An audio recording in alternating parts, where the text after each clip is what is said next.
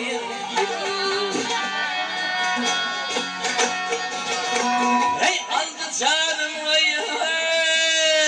hey cellat karı güllerim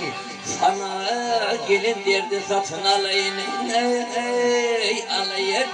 aldı zalim karayım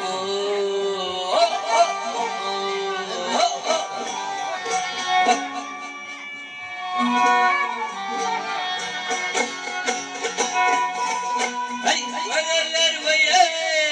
içinde telfim oto gel oto gidin hey gel kimi ve keşfeydi bu bağı dinleyenin parmağı sana sadağa mundida bir merin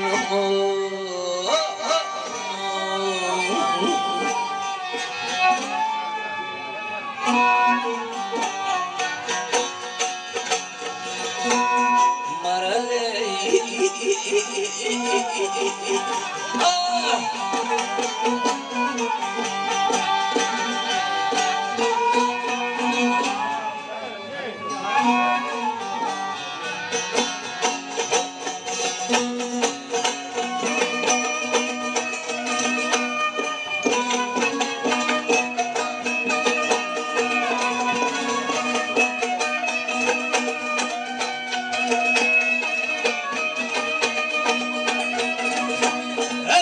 aşık olan vay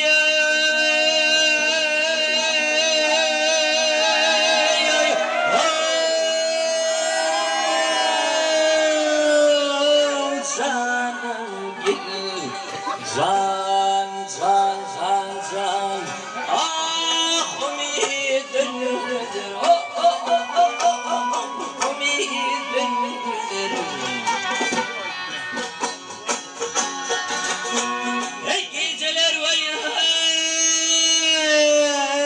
yapmayan avhanlar çeşmin gölünü karıklayabilirim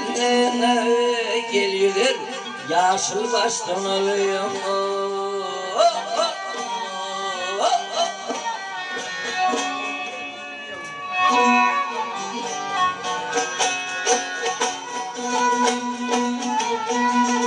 hey arayıp aşık koyey aşık arayıp koyey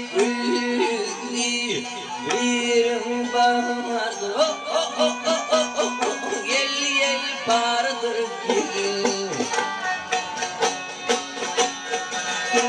hey karanaydır vay şol var ya kimin yarıdır yo ho yürüyüşü gözlerime derdir derdir kadınımdan sıkan ya